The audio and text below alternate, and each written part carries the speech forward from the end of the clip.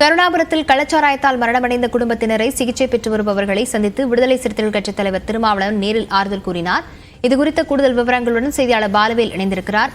பாலவேல், எந்தெந்த பகுதிகளில் மக்களை சந்தித்து அவர் ஆறுதல் கூறியிருக்கிறார்? அங்கு தற்போதைய சூழ்நிலை என்ன? லாவண்யா, கள்ளக்குறிச்சி கருணாபுரம் பகுதியில தான் பெருமளவு இந்த கள்ளச்சாராயத்தால் உயிரிழப்புகள் மிக அதிகமாக ஏற்பட்டது.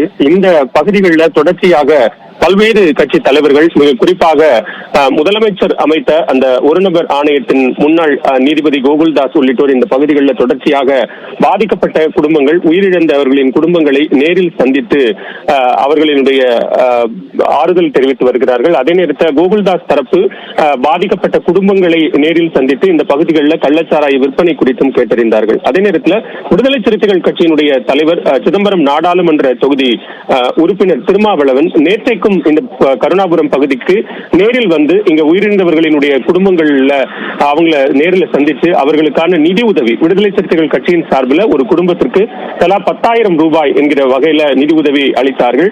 அதே நேரத்தில் அவர் கள்ளக்குறிச்சி அரசு மருத்துவக் கல்லூரி மருத்துவமனையில சிகிச்சை பெற்று வருபவர்களையும் கூட நேரில் சந்தித்து ஒவ்வொருவரிடமும் 10-15 நிமிடங்கள் வரை செலவிட்டு அவர்களுக்கு மருத்துவ சிகிச்சை அளிக்கப்படுகிற சிகிச்சை குறித்து மருத்துவர்களிடமும் நேரில் கேட்டறிந்தார். இதனைத் தொடர்ந்து நேற்று விடுபட்ட குடும்பங்களை இன்றைக்கு மீண்டுமாக திருமாவளவன் தற்போது நேரில் சந்தித்து அவர்களுடைய குடும்பங்களுக்கு ஆறுதல் தெரிவிப்பது மட்டுமல்லாமல் ஒவ்வொரு குடும்பங்களுக்கும் தலா 10,000 ரூபாய் என அந்த நிதி உதவியையும் தற்போது அளித்து வருகிறார். அதே நேரத்தில் பூரண மதுவிலக்கு என்கிற கோரிக்கையை நாங்கள் தொடர்ச்சியாக முன்வைத்து வருகிறோம்.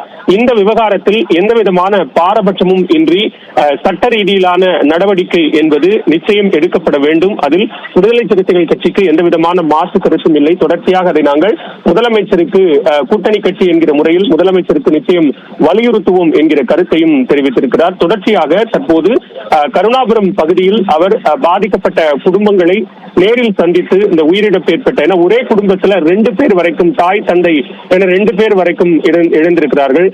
ஒரு தெருவில் கிட்டத்தட்ட 9 பேர் வரைக்குமான உயிரிழப்புகள் ஏற்பட்டிருக்கிறது.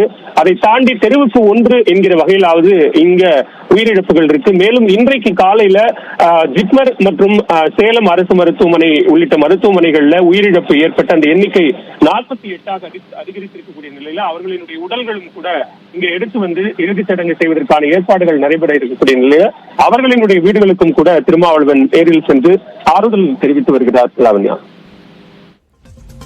விவரங்களுக்கு நன்றி பாலவேல். கள்ளச்சாராயம் குறித்து கள்ளக்குறிச்சி அரசு மருத்துவமனையில் சிகிச்சையில் உள்ளவர்களிடம் விசாரணை ஆணையர் கோகுல்தாஸ் விசாரணையில் ஈடுபட்டிருக்கிறார். விவரங்களுடன் செய்தியாளர் ரகுவரன் இணைந்திருக்கிறார்.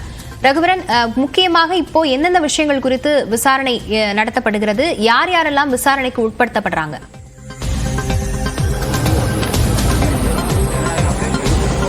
லாவண்யா, தற்போது கள்ளக்குறிச்சி மருத்துவக் கல்லூரி மருத்துவமனையில் தமிழக அரசு நியமித்த ஒரு நபர் விசாரணை ஆணையமானது அவர்களுடைய விசாரணையை தொடங்கி இருக்கிறார்கள். குறிப்பாக ஓய்வு பெற்ற நீதியரசர் கோகுல்தாஸ் அவர்கள் தற்போது நேரடியாக இந்த மருத்துவமனைக்கு வந்து விசாரணையை தொடங்கி இருக்கிறார். குறிப்பாக இதற்கு முன்பாக அதிகாரிகள், மருத்துவத்துறை அதிகாரிகள், வருவாய்த்துறை அதிகாரிகள், காவல்துறை அதிகாரிகள் என்று தனித்தனியாக விசாரணை அவர் நடத்திய நிலையில் தற்போது பாதிக்கப்பட்ட மக்கள் வீட்டிற்கும் நேரடியாக சென்று விசாரணை மேற்கொண்டார். தற்போது சிகிச்சையில் இருக்கக்கூடிய மக்களை நேரில் பார்த்து அவர்களுக்கு எது போன்ற சிகிச்சை அளிக்கப்பட்டு வருகிறது என்பதனை நேரடியாக விசாரணை செய்து வருகிறார்.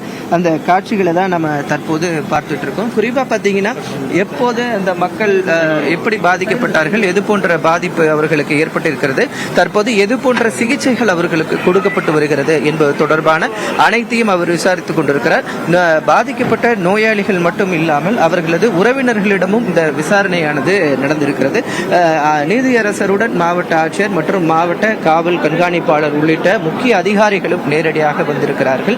காலையிலிருந்து தொடங்கிய இந்த விசாரணையானது முக்கிய அதிகாரிகள் உள்ளிட்டோரெல்லாம் நடந்த நிலையில் தற்போது மருத்துவக் கல்லூரி மருத்துவமனையில் பாதிக்கப்பட்ட அதிதீவிர சிகிச்சை பிரிவில் இருக்கக்கூடிய நோயாளிகளையும் தற்போது அவர் நேரில் பார்த்துக் கொண்டிருக்கிறார். குறிப்பாக பார்த்தீங்கன்னா, இந்த நோயாளிகளுக்கு கொடுக்கக்கூடிய மருந்துகள் தட்டுப்பாடாக இருக்கிறது என்ற செய்திகள் எல்லாம் உலா வந்த நிலையில் எது போன்ற அளவு மருந்துகள் இருக்கிறது, எது போன்ற சிகிச்சைகள் கொடுக்கப்படுகிறது, எந்த அளவு மருத்துவ குழுக்கள் இருக்கிறார்கள் என்பது தொடர்பான விசாரணையும் தற்போது நடந்து கொண்டிருக்கிறது.